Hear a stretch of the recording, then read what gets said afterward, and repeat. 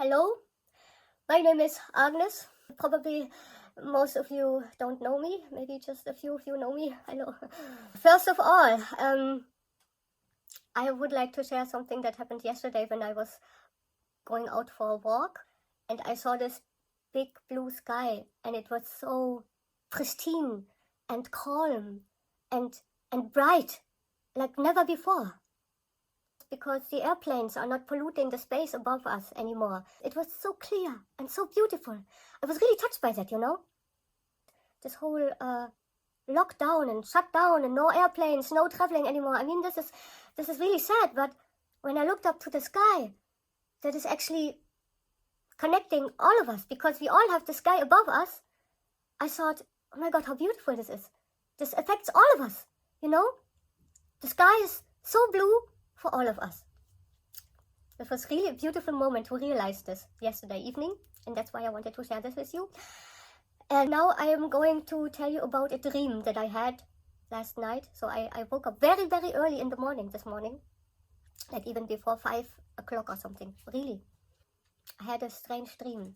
So in this dream, there was a border. There was like, you know, like when they check your passports on the border, a lot of, you know, police and a lot of people, and it felt like there were 2 times at the same time when the wall fell, you know, when Western and Eastern Germany came together, you know, that time when all the people crossed the borders. They wanted to go to the west, from the east to the west. That was the time right before they opened the borders, you know. But at the same time, there were a lot of people from Syria and Afghanistan and Africa, all those refugees, you know, all those people who also try to get out of their countries now and to try to find a new life in a different country. So I was standing there with all those people from all those, you know, those both times, from now, the refugees, and from back then, like 30 years ago. And it was a very tense and dangerous situation. It felt like every moment something could happen. Every moment someone could just shoot somebody, or somebody could throw a stone. There was this feeling of, yeah, of suspense. Something.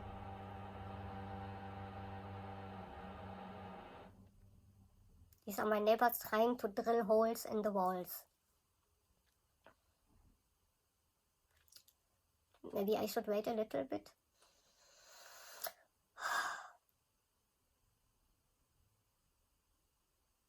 It was just only one hole. No.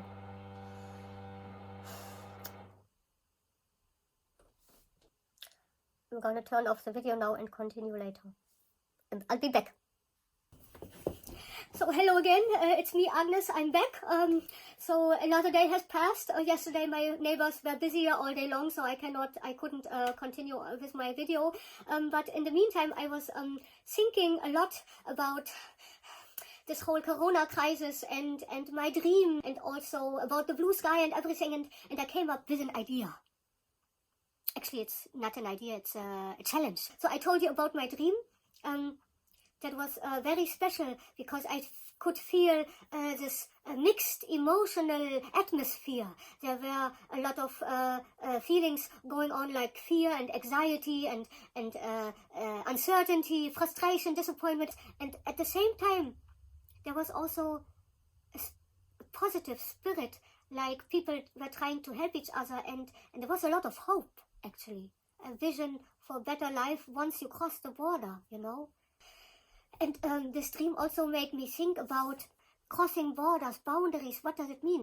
So on one hand, we need borders and boundaries and to have structure and stability in our lives, you know, to also deal with the limited natural resources, and also to respect our own boundaries and the boundaries of other people, you know, to just live in harmony and to also have a life in balance and with integrity, and also in harmony with everything that is around us, you know. So that's one thing where you have to make sure not to cross certain boundaries. But on the other hand, there are times when you really have to push through. You have to overcome limitations, to overcome obstacles, also to push your own limits. You have to cross borders in order to explore new territory, you know, to learn new things, just, you know, to leave old things behind for the sake of curiosity and evolution, you know. But the question is, and that's the big question, how can I tell when to cross a border and when not? So how do I discern or make the difference between, you know, those two situations? And the answer is consciousness. Yes, it's consciousness. Oh, let me introduce to you. This is my dog Janusz. Hello, Janusz. So, anyways, where was I? Let me present to you the Corona Consciousness Challenge.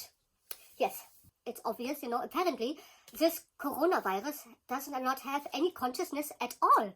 Somehow this virus is so aggressive and it's attacking the vital functions of our human organism, the respiratory system and also the cardiac system, that as a result, the virus is killing its own host. I mean, how stupid is that? If I were a virus, you know, I would make sure that I coexist peacefully with my host. I make sure that my host is really happy and can live as long as possible. So I can also live as long as possible. I think human mankind, like as a species, is also kind of a virus in terms of consciousness, you know. I mean, there's no consciousness because we are living in a way that destroys our host, our planet, this beautiful big round organism traveling through space around our sun in the solar system, you know? Right? Isn't it so? If you look at what human mankind has caused, you know, on Earth, in such a short period of time, there is pollution of air and the oceans, desertification, deforestation, climate change, and also all the wars that are going on, not to mention the extinctions of animals, you know, mass extinctions of, here, those animals. I mean, this is really sad. It's not sad, it's crazy, you know. We are like the virus. Yes. If we lived more consciously and would handle the natural resources with much more care and reason and more consciousness, you know, all this shit wouldn't be happening right now. Not only the corona, but everything else. But what is consciousness anyway? What is it? You cannot see it, you cannot taste it. What is it? Ask a quantum physicist or maybe a spiritual guru. They can maybe give an answer to this question. And you may understand or may not. But that's not the point. That's not important. It's important that we use consciousness, you know. We don't have to understand it. So what does it mean to be conscious? To be conscious. It's starting to notice little things, you know. Like this virus is so tiny. I mean, I'm fascinated by the fact that this little creature is so microscopically small. You cannot see it. I mean, unless you will use a microscope, you cannot see it.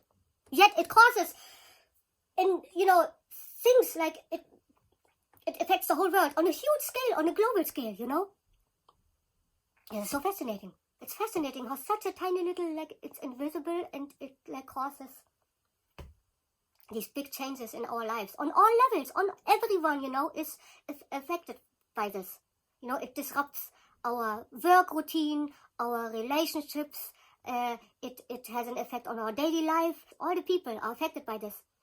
But I think this can also be a big chance. A chance for change. Yes. Those changes, you know, those disruptions, maybe they create cracks and little gaps in our reality where the light of consciousness can shine through. And just as the sky got so clear and blue because there are no airplanes anymore in the sky, maybe also our mind can get more calm and more sensitive. And now we can maybe notice things that we weren't able to notice before, you know? Like, for example, we could become more conscious about the way and what we consume on a daily basis. Or also what we consume mentally, you know? And also what we eat and how we eat. We can start to become more aware about the way we treat each other, you know? And maybe we notice that we have some unhealthy relationship patterns going on. Don't say anything now. Don't look at me that way. I hate when you do that. You don't love me anymore. Or we become more conscious about the way we think, you know, what our thoughts are, and maybe how many conclusions and also assumptions we make about others and also about ourselves. And to be honest, most of them are not true most of the time. So something's wrong with me. I don't know what it is, but I think I need to get the nose job done. I can also ask myself, why do I always have to cross boundaries for the sake of pleasure when it's actually better to, I don't know, to take a rest, But I keep on watching movies all night or party. Why? Yeah, so many things to become conscious about. And those scenes from the dream that I had the other night, these that keep coming back, and somehow I have the feeling that there's a big shift going on, just like 30 years ago, maybe you can feel it too. I know there's something in the air, right? But ironically, today, they have closed all the borders. I mean, we cannot even leave our homes or hometowns, let alone travel foreign countries, Like 30 days, it was about opening all the borders, and there was big revolution and big freedom, and now, really strange times, big strange times. So let's use this time, because time is all we've got. So let's use it wisely and become more conscious about the way we live our lives here on this planet, Every single moment. Because every time we are not conscious of what we are doing, we are unconscious. That means we are kind of passed out in a way.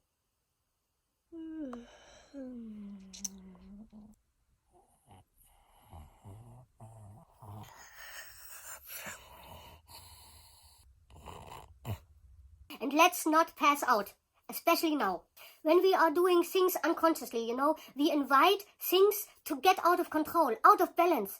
We allow things to get viral, We invite the virus. We invite death into our lives. Death is a part of life. Before this corona crisis, there has been death, and there will be also death afterwards. But the thing is, there's a lot of unnecessary death and a lot of unnecessary suffering going on. And the question is, how can we prevent unnecessary death, and how can we avoid unnecessary suffering? And again, the answer is consciousness. That's why join the Corona Consciousness Challenge. Join me, not because it's just another challenge, but join me if you really feel it resonating inside of you, if it really speaks to your heart and to your mind and to your soul, Consciousness matters. If you do something consciously, and if it comes from a deep place inside of you, from this place of connecting with everything and everyone. If it's inspired by love, then really every little thing you do matters. No matter if someone's watching or not, no matter how big, how small. Every heartbeat says yes to life, if you live your life consciously. So let's say yes to life. Yes. Let's live our lives consciously. Let's start now. We only have this life, We only have this one life. Let's appreciate it and celebrate it. There's no other life. And we are all together in this. You might ask, why should I, believe this crazy woman? She's not even real. I mean, I understand. This hair, it's fake, it's a wig. Those teeth. I know it's gross, but yes, they are fake. I'm a fake character. I'm a fake identity. But what is identity? Doesn't matter. It's not real. It changes all the time. But the message is real. It comes from this heart. And this heart inside of me is real. It's beating, So be real with me. Join the Corona Consciousness Challenge.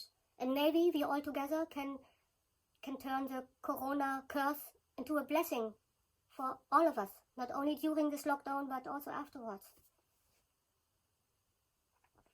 And I must admit, Corona, the word itself, it doesn't sound so bad actually. It's a beautiful word. Corona! A big pandemic! Corona! Okay, I should become more conscious about my thoughts. But anyways, stay home, stay safe, stay healthy, take care. And I see you soon. And I would really, really be very, very happy if you join the Corona Consciousness Challenge. It's actually not such a big challenge, Thank you so much for watching. I love you.